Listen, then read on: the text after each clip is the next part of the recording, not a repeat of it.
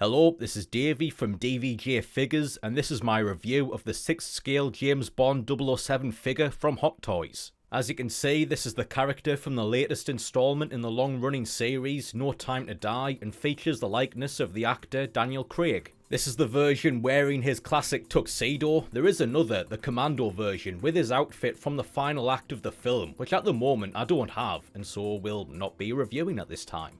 So let me just start by saying that this is a very good figure. It's very good quality and extremely well detailed, as you'd expect from Hot Toys. The likeness of the facial sculpt is very close, although I don't think it's quite on point. He does look a little chubby in the face in my opinion, which I think is pretty clear when you compare it with the image on the box. But overall it's still very good, and I don't think the difference is that noticeable unless you look right up close. And I really like the age details as well. It's really well done. Of course, the outfit is excellent quality. The finely tailored material is very soft and shiny and looks great under the light. I particularly like the shoes and how smooth and polished they are. The jacket can be unbuttoned by unhooking the little hook bit at the waist, like so. The undershirt is also very nice and soft, and as you can see, he also has his braces, which are made of an elasticy material.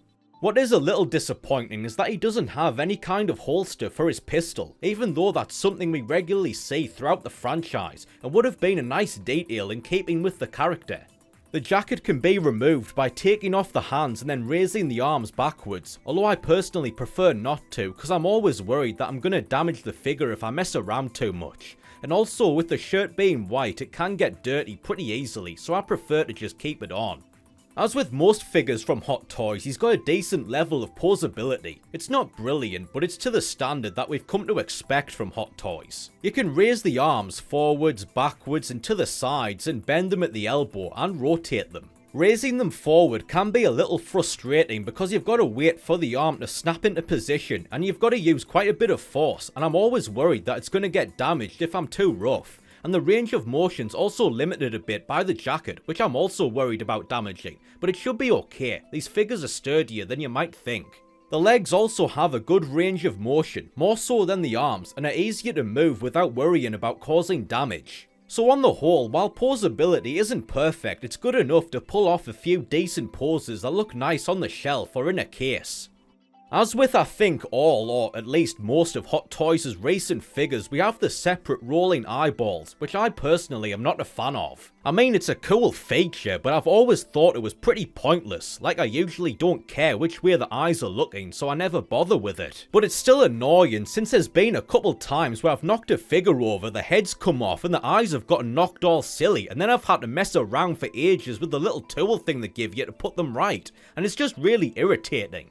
But anyway, let's take a look inside the box. As usual, we've got a whole bunch of accessories, including guns. We've got the classic Walther PPK, there's kind of a Sig Sauer looking pistol I think, and then there's an AK looking rifle. The rifle and pistols have movable slides and removable magazines, and the rifle also has a foldable stock, which is a nice little detail. We've got his watch, which can be put on by removing one of the hands and sliding it onto the wrist. And then this little silver cigar tube thing, not really sure what that's for. I don't remember him having that in the film. One thing that would have been cool, I showed the figure to a friend and they mentioned this, but it would have been cool if he had his vodka martini, you know, like a little martini glass with a bit of lemon and some plastic olives in it.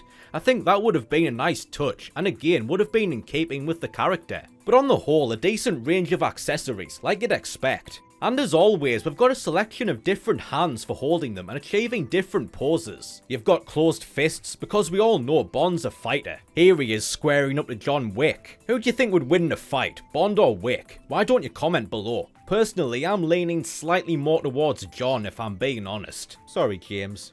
There's also hands for the guns, left and right, and there's a straight hand for putting in the pocket in the trousers. And as always, there's a couple extra ball joints. Then finally, we've got the figure stand, which goes a little further than usual. It's got a wider base, and you've got a choice of 2 floor cards with different graphic designs that both look and feel nice and fit with the character's aesthetic. They're secured in place with the usual figure pole, and then there's a nice attachable backdrop based on the famous gun barrel from the iconic intro. And yeah, when you bring it all together, it looks really cool. Overall, I'm really impressed with this figure and I'm very happy to have it as part of my collection. I did have a couple criticisms, like the likeness and the lack of a holster, but those were mostly just small nitpicks and don't detract that much from the overall quality. So on the whole, if you like high-end figures or just Bond memorabilia in general, either way I think this would be an excellent addition to your collection and would highly recommend picking it up if you can. And lastly, I'd love to see Hot Toys do more Bond figures featuring previous actors. I'm sure there's already other figures in the style out there, but I think Hot Toys just has a level of detail and quality that's hard to match. Like, just imagine Sean Connery in his white tux or Pierce Brosnan in Goldeneye. Those would look great on the shelf. And on top of that, you've got tons of classic villains like Oddjob, Jaws, and that guy with diamonds in his face. What's his name again? I don't remember. But yeah, you could do a whole series. You know, just food for thought.